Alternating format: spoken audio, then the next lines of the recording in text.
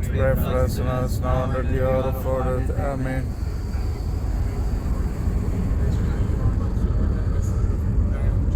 Holy Mary, Mother of God, pray for us sinners now and at the hour of our death. Amen.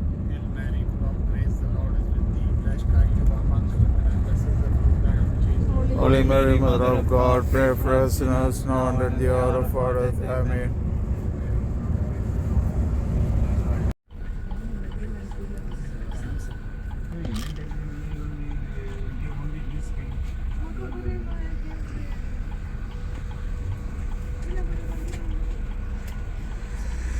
Us now and at the hour of our death. Amen. As it was in the beginning, is now, and ever shall be, world without end. Amen. Forgive us our sins, save us from the fires of hell, and lead all souls to heaven, especially those who are most of your mercy. അങ്ങനെ ഇറ്റലിയിലെ തീർത്ഥാടനം ഒരു പ്രാർത്ഥനയോടുകൂടി ആരംഭിച്ചു. ഈ യാത്രയിൽ ഇറ്റലിയിൽ ഞങ്ങൾക്ക് തേരാളിയായിട്ടുള്ളത് മാക്സ് ആണ്. മാക്സ് ഒരു ഇറ്റാലിയൻ തന്നെയാണ്. അദ്ദേഹത്തിനോടൊപ്പം നമ്മുടെ മുംബൈക്കാരനായിട്ടുള്ള ഒരു സച്ചിൻ, അദ്ദേഹമാണ് ഗൈഡായിട്ട് ഞങ്ങളുടെ കൂടെ വന്നിരിക്കുന്നത്. ഞങ്ങൾ ഇന്നലെ രാത്രി ഏകദേശം 9:30 ഖത്തറിലെ ഇൻ്റർനാഷണൽ എയർപോർട്ടിൽ ഒത്തുകൂടി. ഒരു 11 ട്രാവലേഴ്സാണ്, ഒരു ഗൈഡ്, അതോടൊപ്പമാണ് ഞങ്ങൾ യാത്ര ചെയ്യുന്നത്. ഖത്തറിൽ നിന്നും ഏകദേശം 4-4.5 മണിക്കൂറോളം യാത്ര ചെയ്ത് ഇസ്താംബുളിൽ എത്തിച്ചേർന്നു. ഇസ്താംബുളിൽ നിന്നും ഏകദേശം 6:45 ഫ്ലൈറ്റിൽ ബോർഡ് ചെയ്തിട്ട് ഞങ്ങൾ ഒരു 11:30-12 മണി ആയപ്പോൾ ഇറ്റലിയിലെ മിലാനോ എയർപോർട്ടിൽ ലാൻഡ് ചെയ്യുകയായിരുന്നു. അങ്ങനെ ഞങ്ങൾ യാത്ര മനോഹരമാക്കി ഇങ്ങനെ പോവുകയാണ്. ഒരിക്കൽ കൂടി ഞാൻ ആ ഒരു തുടക്കം ഇങ്ങനെ പറയുവാനായിട്ട് ആഗ്രഹിക്കുന്നു. ഖത്തറിൽ നിന്നും രാത്രിയുള്ള ഒരു യാത്ര 4.5 മണിക്കൂറോളം. വളരെ അപ്രത്യക്ഷമായിട്ടായിരുന്നു എനിക്കൊരു ബിസിനസ് ക്ലാസ്സിലേക്ക് ഒരു അപ്ഗ്രേഡിങ് കിട്ടിയത്. വളരെ റിലാക്സ്ഡായിട്ട് നമുക്ക് യാത്ര ചെയ്യാൻ പറ്റും. അതിൻ്റെ ഒരു ബെനിഫിറ്റ് കണ്ടതൊരു ലെഗ് സ്പേസ് ഇത്തിരി കൂടുതലുള്ള വളരെ ഭംഗിയായിട്ടുള്ള കംഫർട്ടബിളായിട്ടുള്ള ഒരു സീറ്റിലിരുന്ന് യാത്ര ചെയ്യാൻ പറ്റും. അതായിരുന്നു ഞാൻ കണ്ടിരുന്ന ഒരു ബെനിഫിറ്റ്. ആദ്യമായിട്ടായിരുന്നു ഒരു ബിസിനസ് ക്ലാസ്സിൽ എനിക്ക് യാത്ര ചെയ്യാൻ പറ്റിയത്. താങ്ക്സ് ടു ടർക്കിഷ് എയർവേസിൻ്റെ നല്ല മനസ്സുകൊണ്ട് എനിക്ക് കിട്ടിയ ഒരു അപ്ഗ്രേഡിംഗ് ആയിരുന്നു അത്. ഏകദേശം ഇസ്താംബുളിൽ വന്നപ്പോൾ, പണ്ട് ഞാൻ ഇവിടെ ഇസ്താംബുളിൽ വന്നിട്ടുണ്ട്. വളരെ മനോഹരമായിട്ടുള്ള ഒരു എയർപോർട്ട്, ഏകദേശം മലകളാൽ ചുറ്റപ്പെട്ട് കിടക്കുന്ന ഒരു മനോഹരമായിട്ടുള്ള ഒരു എയർപോർട്ട്. അവിടെ കുറച്ച് നേരം ഞങ്ങളിരുന്നു. അതിനുശേഷം നെക്സ്റ്റ് ഫ്ലൈറ്റ് പിടിച്ചു. ആ ഒരു ഫ്ലൈറ്റ് അത്രക്ക് വലിയൊരു ഫ്ലൈറ്റൊന്നുമല്ല, എങ്കിൽ തന്നെയും ആ ഒരു കണ്ടിന്യൂവേഷൻ ഓഫ് ബിസിനസ് ക്ലാസ്സിൻ്റെ എനിക്ക് ഒരു സഹായം അങ്ങനെ ദൈവം ചെയ്തു തന്നു. ടർക്കിഷ് എയർവേസിൻ്റെ ഒരു നല്ല മനസ്സ്. അതിനുശേഷം ഏകദേശം മിലാനോയിൽ ലാൻഡ് ചെയ്യുന്നു. അവിടെ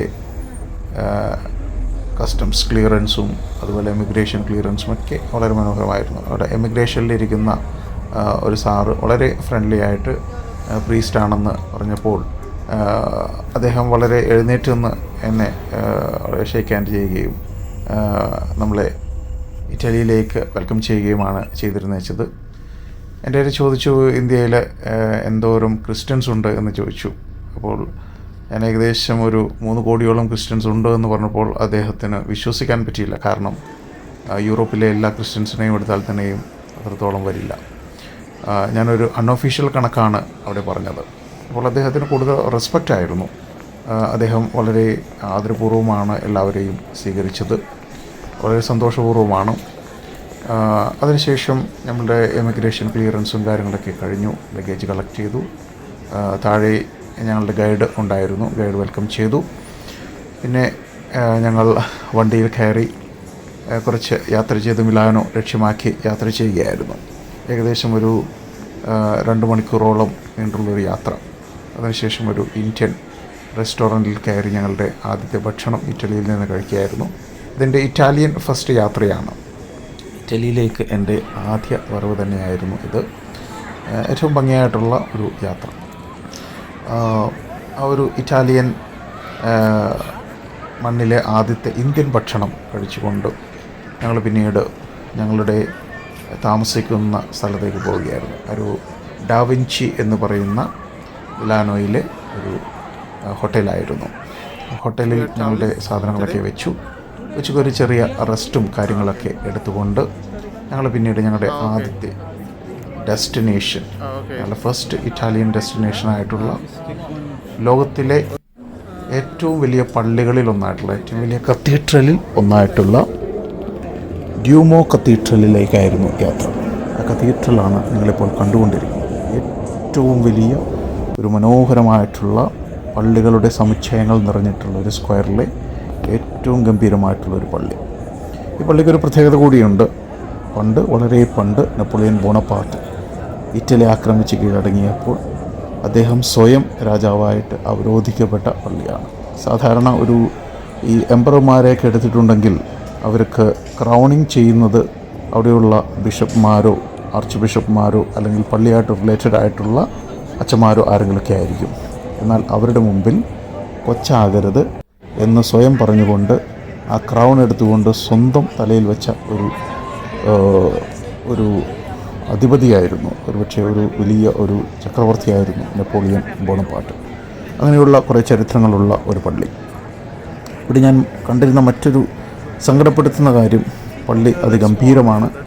1930 കാലഘട്ടങ്ങളിൽ പണിതിട്ട് 1990 കാലഘട്ടങ്ങളിലാണ് കഴിഞ്ഞത്.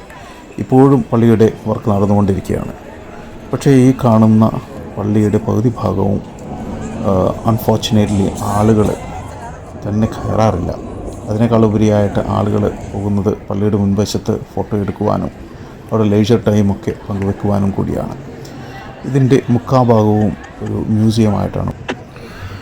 പള്ളികളുടെ ഒരു മഹാസമുദ്രം തന്നെ നമുക്ക് കാണുവാൻ പറ്റും ഈ ഒരു ഇറ്റാലിയൻ മണ്ണിൽ. അതുപോലെ തന്നെ എനിക്ക് തോന്നുന്നു വിസിറ്റ് ചെയ്യുന്ന എല്ലാ യൂറോപ്യൻ രാജ്യങ്ങളിലും ഇതുപോലെ തന്നെ സമാനമായിട്ടുള്ള പള്ളികളൊക്കെ നമുക്ക് കാണാനായിട്ട് പറ്റും. പക്ഷെ നമ്മളെ വേദനിപ്പിക്കുന്ന, സങ്കടപ്പെടുത്തുന്ന കാര്യങ്ങൾ, ഇപ്പോൾ നിങ്ങൾ സ്ക്രീനിൽ കണ്ടുകൊണ്ടിരിക്കുന്ന ഒരു ഡൂം, അതൊരു പള്ളിയായിരുന്നു. അതുപോലെ ഒരു മോളായിട്ട് യൂസ് ചെയ്യുകയാണ്. ഇവിടെ ഈ സ്ക്രീനിൽ കാണുന്ന ഒട്ടുമുക്കാൽ പള്ളികൾ ഇതൊക്കെ ഒരു ഡൂം. ഇതിൻ്റെ ചുറ്റുവട്ടത്ത് നിങ്ങളൊന്ന് ശ്രദ്ധിച്ചിട്ടുണ്ടെങ്കിൽ വിശുദ്ധന്മാരുടെയൊക്കെ രൂപങ്ങൾ കാണാനായിട്ട് പറ്റും. ഇതെല്ലാം ഇപ്പോൾ മാളായിട്ടൊക്കെ ഉപയോഗിക്കുന്നു. ഇതൊക്കെ നമ്മൾ സങ്കടപ്പെടുത്തുന്ന കാര്യങ്ങളാണ്. പിന്നെ യൂറോപ്യൻ മണ്ണിലേക്ക് വരുന്ന അറബ് വംശജരായിട്ടുള്ളവരൊക്കെ ഇവിടുത്തെ പല സ്ഥലങ്ങളും വാങ്ങിച്ചു കൂട്ടുന്നു. അവരുടേതായിട്ടുള്ള കാര്യങ്ങളൊക്കെ അവിടെ ചെയ്യുന്നു. ഇതെല്ലാം നമ്മളെ സങ്കടപ്പെടുത്തുന്ന ഒരു കാര്യമാണ്. എനിക്ക് തോന്നുന്നു യൂറോപ്യൻ മണ്ണിലുള്ളവർക്ക് അവരുടെ ആ ഈ ഒരു ഹെറിറ്റേജിൻ്റെ ഒരു ഭംഗിയായിട്ടുള്ള ആ ഒരു മൂല്യങ്ങളൊക്കെ ഇപ്പോഴാണ് അവർക്ക് മനസ്സിലായി തുടങ്ങിയത്. അവരിപ്പോൾ അത് ഹോൾഡ് ചെയ്യാനായിട്ട് ലിറ്ററലി അവർ ട്രൈ ചെയ്യുന്നു. ഒരു പെടാപ്പാട് പെട്ടുകൊണ്ടിരിക്കുകയാണ്. പക്ഷേ എനിക്ക് തോന്നുന്നു, എൻ്റെ ഒരു ഒബ്സർവേഷൻ കണ്ടിട്ടുണ്ടെങ്കിൽ ഈ മനോഹരമായിട്ടുള്ള കൾച്ചറൊക്കെ നാളെ ഒരു പക്ഷേ ആരുടെയൊക്കെയോ ആയി മാറാനുള്ളതാണ്. പക്ഷേ ലോകം നമ്മളോട് പഠിപ്പിക്കുന്ന കാര്യവും ഇതൊക്കെ തന്നെയാണ്. ഇന്നത്തെ ആ ഒരു റെലവൻസ്, ഇന്നത്തെ ആ ഒരു മനോഹാരിത, ഇന്ന് നമ്മൾ കെട്ടിപ്പടുക്കുന്ന കാര്യങ്ങളൊക്കെ നാളെയൊക്കെ ആരുടെയൊക്കെ ആയി മാറും. നമ്മൾ ചെയ്യുന്ന യുദ്ധങ്ങൾ, നമ്മളുണ്ടാക്കുന്ന കലഹങ്ങൾ, നമ്മളുടെ ചിന്തകൾ, നമ്മുടെ മനോഭാവങ്ങളൊക്കെ അത് ഒരുപക്ഷെ നാളത്തെ ഒരു യുഗത്തിൽ ഒരു റിലവൻസ് ഇല്ലാതെ വരുവാനായിട്ട് സാധ്യതകളുണ്ട്. ഈ ഓരോ യാത്രകളും എന്നോട് പറഞ്ഞ ഓരോ കാര്യങ്ങളും തന്നെയാണ്. ഒന്നും ഈ ഭൂമിയിൽ പെർമനൻ്റല്ല, ഒന്നും ഈ ഭൂമിയിൽ ആരോടൊപ്പം നിൽക്കുകയുമില്ല. ഇന്ന് നമ്മൾ വാങ്ങിച്ചു കൂട്ടുന്ന തിരിച്ചു പറിക്കുന്ന ഓരോ കാര്യങ്ങളുമൊക്കെ നാളെ ഒരുപക്ഷെ നാളെയാകുന്ന നമ്മുടെ വരാനിരിക്കുന്ന ജനങ്ങൾക്ക്, നമ്മുടെ പുതിയ ജനറേഷന് അതൊന്നും അത്ര റെലവൻ്റായിട്ട് തോന്നണമെന്നില്ല. പ്രിയപ്പെട്ടവരെ, ഇതൊക്കെയാണ് ജീവിതം. നോക്കുക, എത്രയോ മനോഹരമായിട്ടുള്ള പള്ളിയുടെ ഉൾഭാഗം, എത്രയോ വലിയ ഒരു 10 ആൾ പിടിച്ചാലും തീരാത്ത